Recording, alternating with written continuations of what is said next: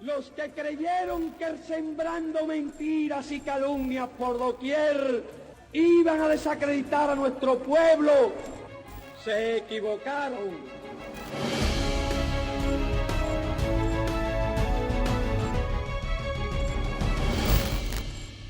Luego de 4 años, Cuba y Estados Unidos volvieron a sentarse en la mesa para debatir sobre temas migratorios. En Washington, delegaciones de ambas partes celebraron en abril de 2022 la primera ronda de conversaciones sobre esta materia tras quedar suspendidas en 2018 como parte de la política de máxima presión aplicada por el entonces presidente Donald Trump.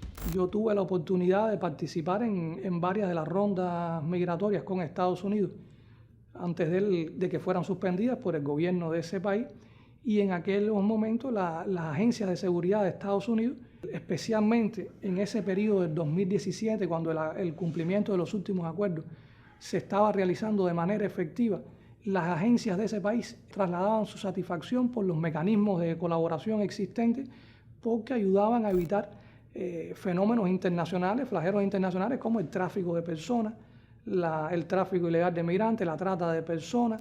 Hoy, 12 de enero, los gobiernos de Cuba y los Estados Unidos suscribieron un nuevo acuerdo migratorio que entró en vigor esta misma tarde. En este momento, este nuevo acuerdo migratorio está totalmente en vigor.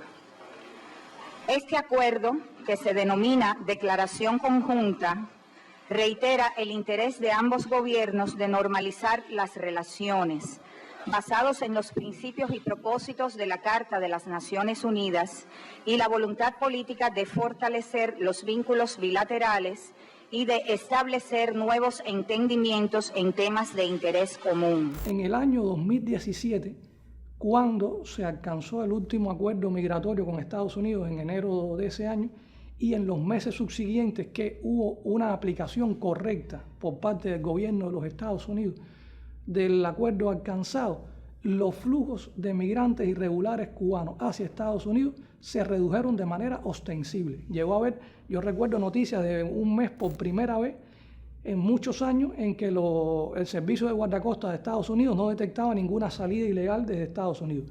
Pero las distintas contrapartes, los terceros países con los cuales Cuba mantiene vínculos y mantiene relaciones y establece vínculos de cooperación en materia migratoria, en aquel momento también indicaban que los flujos a través de esos países se habían reducido de manera ostensible.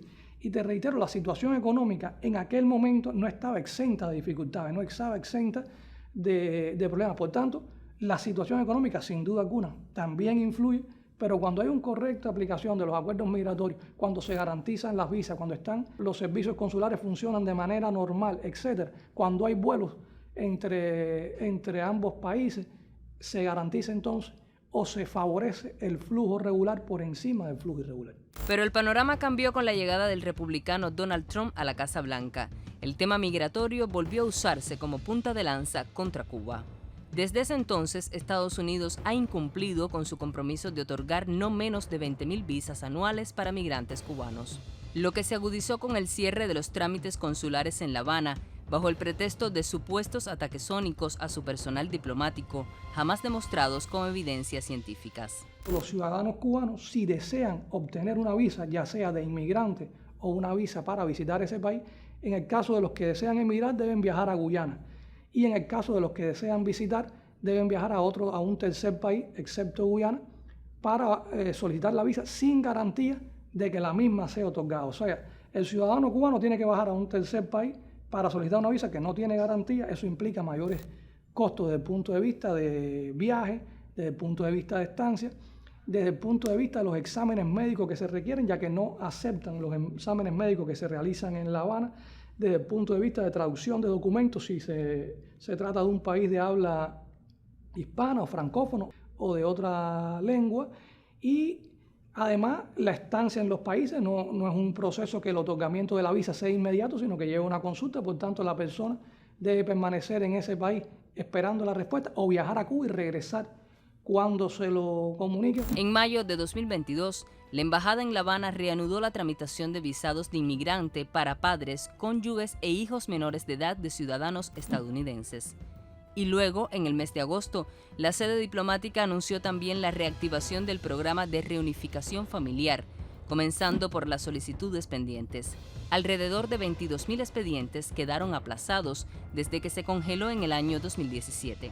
Pero mientras se retoman de manera limitada y paulatina ciertos servicios consulares, muchos cubanos aún se ven obligados a realizar los trámites en terceros países y otros arriesgan sus vidas en peligrosas rutas por el continente americano en su propósito de migrar al territorio norteño. Datos publicados por el Departamento de Aduanas y Protección Fronteriza de Estados Unidos reflejan que desde el inicio del presente año fiscal, en octubre de 2021 hasta julio de 2022, 175.674 cubanos llegaron de forma irregular a la frontera de ese país con México.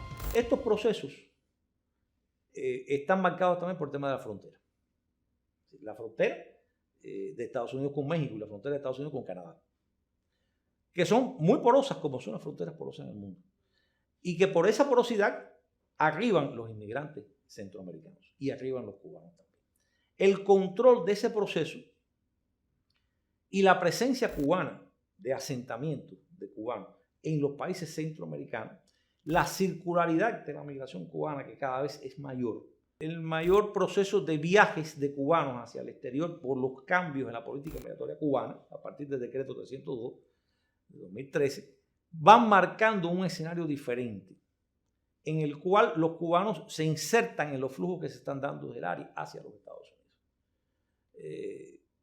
Y si fueron en los años 70 y 80 mínimos, la Ruta del Sur, hoy la Ruta del Sur es un punto importante en ese proceso.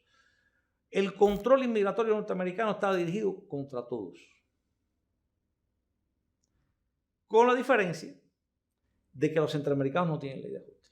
Llegar a la frontera sur de Estados Unidos, por tanto, es la meta de las personas que se incorporan al tránsito irregular. Para ellos, una buena parte atraviesa parte de Sudamérica, recorre Centroamérica y llega a territorio mexicano. Es muy difícil, es casi imposible insertarse en ese tránsito irregular y que no caigas en la zona de influencia de las mafias. Por tanto, las personas que se insertan en este recorrido tienen que pagar constantemente y someterse a diversas dificultades. Y son frecuentes los comentarios de violaciones, de secuestros, de extorsiones, de vejámenes disímiles.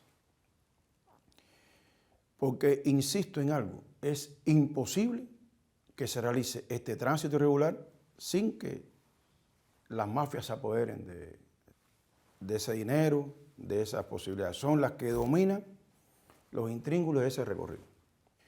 Por tanto, si una condición para el tránsito irregular es que la persona sea traficada y Estados Unidos no interrumpa la entrada a su territorio de estas personas, según los acuerdos establecidos con Cuba, se hace cómplice de estos fenómenos.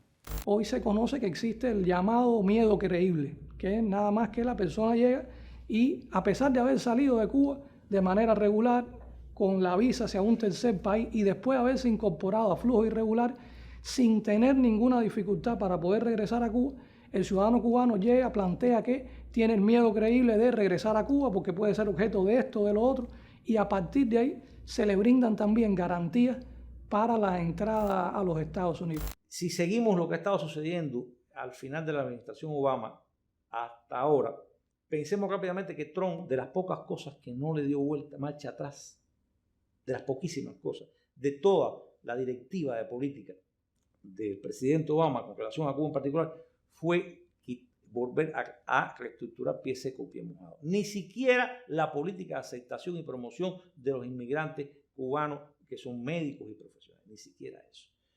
Y Biden tampoco lo ha tocado. Es decir, Cuba se está moviendo en la misma dirección cada vez más que se mueven el resto de los centroamericanos y latinoamericanos hacia los Estados Unidos. Es decir, de pasar de hacer una migración favorecida por un elemento político a hacer una migración que sigue siendo favorecida políticamente, pero que no migratoriamente va a tener el mismo sentido. Y eso es lo que está pasando. Y para cerrar este plan maquiavélico, digamos, está entonces la campaña comunicacional, que es la que viene a tratar de sembrar la matriz de opinión de que los cubanos están saliendo de Cuba por estar en contra del gobierno, por no estar de acuerdo con la situación del país. Un flujo migratorio irregular, masivo, que huye de un país cuyo gobierno no es capaz de satisfacer las necesidades de su pueblo, de un país cuyo gobierno no respeta los derechos humanos según las campañas comunicacionales que se desarrollan, de un país donde las personas no encuentran libertad, donde no encuentran realización. Entonces, promueven estos flujos irregulares a pesar de los acuerdos migratorios para tener la capacidad de desarrollar estas campañas comunicacionales en contra de nuestro país. Desde Cuba, el Ministerio de Relaciones Exteriores denunció asimismo las recientes presiones de Washington a gobiernos del área para que exijan visas de tránsito a sus connacionales, cuando no lo hacían en el pasado. Advirtió que incluso, de manera solapada, obstaculiza el procesamiento de nuevos visados en las embajadas acreditadas en La Habana. De esta forma, persiste en la desestabilización interna a través del descontento social. Con su política, su propaganda, sus instrumentos legales y su propia práctica migratoria, el gobierno de los Estados Unidos alienta la inmigración ilegal, trata de manera privilegiada y con burda manipulación política a migrantes irregulares cubanos. Tiene total vigencia la ley de ajuste cubano, que también cuesta vidas. Su propaganda engañosa y su persistente manipulación política en las redes digitales, en particular algunas cuentas del Departamento de Estado y de la Embajada de los Estados Unidos en La Habana, constituyen un aliento constante a la emigración irregular, desordenada e insegura. Con esta política, el gobierno de los Estados Unidos engaña a los cubanos que desean emigrar. No son los países de tránsito, es el gobierno de Estados Unidos el que ha impuesto las dificultades que padecen nuestros viajeros inmigrantes, incluso para arribar o hacer tránsito de manera regular a terceros países. A lo largo de 60 años, Estados Unidos ha usado su política migratoria como un instrumento de agresión, acorde a las diferentes etapas de su relación antagónica con Cuba. Yo creo que el tema da para mucho y sobre todo para comprender los procesos, cómo la politización mediatiza la relación migratoria. El caso de Cuba es un ejemplo excelente para eso. Y por otra parte, que no podemos pensar de que la migración cubana se va a cerrar. Ninguna migración se cierra. ¿Bien? Y había que pensar si realmente es necesario, porque la migración ha sido uno de los elementos fundamentales de la conformación de las culturas y el desarrollo de la humanidad. Por ahí no es el tema. El problema está que no sea una inmigración descontrolada, indocumentada, que se violen los derechos humanos de las personas y que sea manipulada por el país que sea.